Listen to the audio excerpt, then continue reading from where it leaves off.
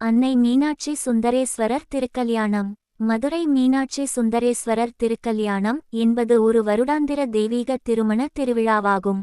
இது சித்திரை திருமண திருவிழா என்றும் போற்றப்படுகிறது. இந்த திருவிழா தாய் சக்தி தேவியின் ஒரு வடிவமான மீனாட்சி மற்றும் சிவபெருமானின் ஒரு வடிவமான சுந்தரேஸ்வரருடன் திருமண வைபவம் மிகவும் மகிழ்ச்சியுடன் கொண்டாடப்படுகிறது. கொண்டாட்டங்களின் போது விஷ்ணுவின் ஒரு வடிவமான அழகரும் கள்ளழகர் கோவில் மதுரையில் கௌரவிக்கப்படுகிறார். மேலும் அவர் மீனாட்சியின் மூத்த சகோதரராக கருதப்படுகிறார்.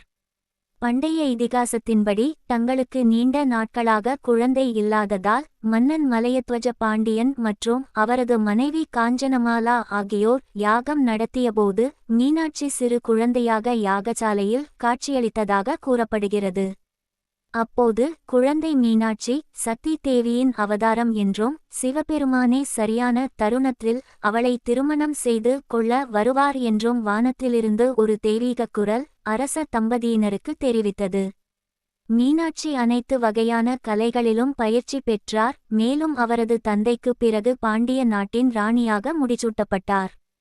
தனது திறமையால் அவர் பூமியில் உள்ள மன்னர்களை தோற்கடித்தார். இறுதியாக சிவபெருமானை வெல்வதற்காக கைலாய மலைக்குச் சென்றார். மீனாட்சி போர்க்களத்தில் சிவபெருமானை நேருக்கு நேர் சந்தித்தபோது அவர் மீது காதல் கொண்டார். மேலும் அவர் சக்தியின் அவதாரம் என்பதையும் அறிந்து கொண்டார். சிவபெருமான் அன்னை மீனாட்சியிடம் தக்க சமயத்தில் அவளை திருமணம் செய்து கொள்ள மதுரைக்கு வருவதாக உறுதியளித்தார். உரிய நேரத்தில் சிவபெருமான் தேவர்கள், பூதகணங்கள் மற்றும் ரிஷிகளுடன் மதுரைக்கு வருகை புரிந்தார். சிவபெருமான் அன்னை மீனாட்சியை மணமுடித்து பாண்டிய நாட்டை தனது மனைவி மீனாட்சியுடன் சுந்தர பாண்டியன் என்ற பெயரில் நல்ல முறையில் ஆட்சி செய்தார்.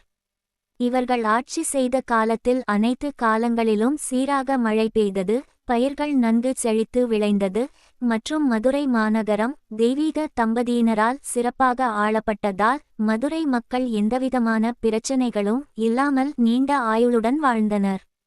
மீனாட்சி கல்யாணம் என்பது மதுரையில் அன்னை மீனாட்சி மற்றும் சிவனின் காண கிடைக்காத ஒரு அற்புத திருக்கல்யாண கொண்டாட்டமாகும். மீனாட்சி திருக்கல்யாணத்தன்று பக்தர்கள் அதிகாலையிலேயே எழுந்து தெய்வீக அன்னையை தரிசனம் செய்ய மதுரை மீனாட்சி அம்மன் கோவிலுக்கு ஆவலுடன் செல்வது வழக்கம். அப்பொன்னாளில் மீனாட்சியையும் சுந்தரேஸ்வரரையும் வழிபட்டு பூஜிக்க வேண்டும். பக்தர்கள் பழங்கள், பூக்கள், மலர் மாலைகள், தேங்காய் மற்றும் பிற பூஜை பொருட்களை கடவுளுக்கு காணிக்கையாக செலுத்த வேண்டும்.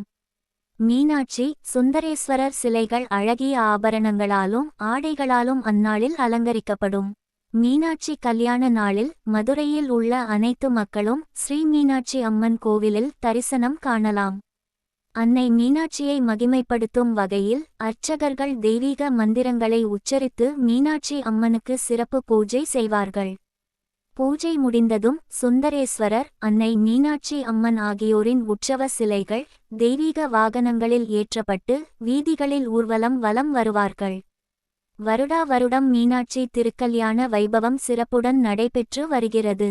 அன்னை மீனாட்சியையும் சுந்தரேஸ்வரரையும் வணங்கி நம் வாழ்வில் சகலவளங்களையும் பெறுவோம். அந்த புனித வைபவத்தை கண்டுகளிக்க கோடானு கோடி கண்கள் இருந்தாலும் நமக்கு போதாது. இந்த வீடியோ உங்களுக்கு பிடிச்சிருந்தா லைக் பண்ணுங்கள், ஷேர் பண்ணுங்கள், கமெண்ட் பண்ணுங்கள். மறக்காமல் இந்த சேனலை சப்ஸ்கிரைப் பண்ணுங்கள். நன்றி, வணக்கம்.